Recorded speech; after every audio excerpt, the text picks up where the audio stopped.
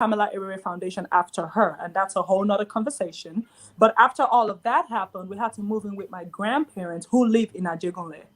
Now, when people hear Ajegunle, it sounds like poor, suffering. Well, I've never suffered a day in my life because my grandparents are wealthy people. And so, you know what I'm saying? So Ajegunle doesn't necessarily mean poor, but it's just Sure. a part of our journey where things weren't necessarily perfect like it was when my parents were together, right? So when we're going back to Nigeria, I discussed with some friends. Of course, people were calling some fancy schools across the country for me to visit. I said, no, it's not. The message is not going to be clear if I don't go to like an Ajegule or like a Mushin or like an Oshodi kind of school. For me, Sure. that's what I'm looking for.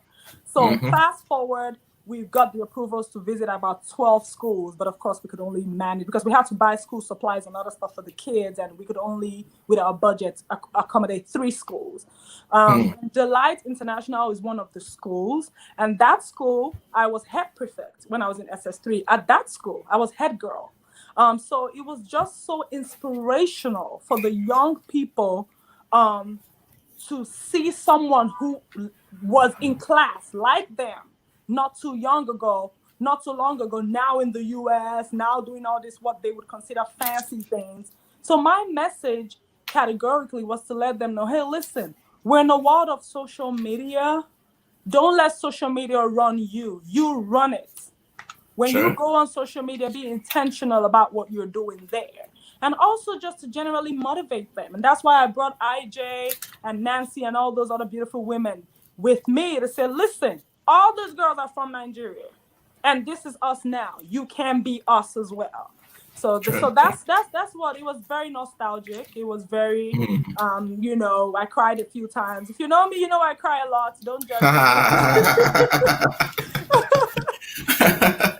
Just say Oh, hello to me, and I'm no, no, already crying. don't start now. Don't start crying now. All right. Oh Don't you start. Are you okay? Yeah. No, it's my god. okay. It's okay. It's all part of the journey. It's all part. You look back Yes, now and you're like, oh my god, yeah, that's good. That's good. yes, Now, yes, let me be. I'm sorry to use this words now. Let me also be a bit emotional and go into something you are also very passionate about, and that's your late sister's foundation, Pamela Erere's foundation. I mean, you guys do quite a lot for widows, single moms, children in Nigeria, in America. Do you want to tell us a little bit more about this foundation? yes. I do want to tell you, and I always talk about it. People are probably tired of me talking about it. So my sister passed when she was only 14, but before she passed, she wanted to be a nun, like a reverend sister, because she just wanted to commit her life to helping people and things like that. So I just felt like the nonprofit is the way to remember her, number one, and it's a way to kind of continue the things that I know she wanted to do. So it's Mm, really my sister's dream. It's mine too, but it's really motivated from wanting to keep her legacy going.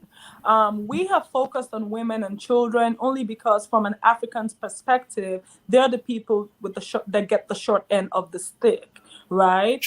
If a woman leaves a husband, you could be married for 20 years, and the next thing you leave your husband, who is the Olowo of your Ori, yes, yes. and you could literally be nowhere. And then let's say Sure. you have children and the man feels like, oh, you're disrespecting me for leaving me. You could literally be like, you have nothing, right? So that's why we focus on those people we believe don't have equal opportunity as the men in Africa. Not to say we don't help young boys go to school, or we don't, but we are catering more to women, just because we believe they need more of our help. And we've done stuff from food drives to cloak drives to tuition payments to small business development, and the list goes on and on. If you know a widow or a single mother in Mm. Nigeria that needs help, send me a DM. I know there's COVID and I know that we're broke, but listen, those are the kind of people that we're looking for, the really authentic stories, not just someone trying to make some money off of us. We really want to change lives. Good. Thank you for that.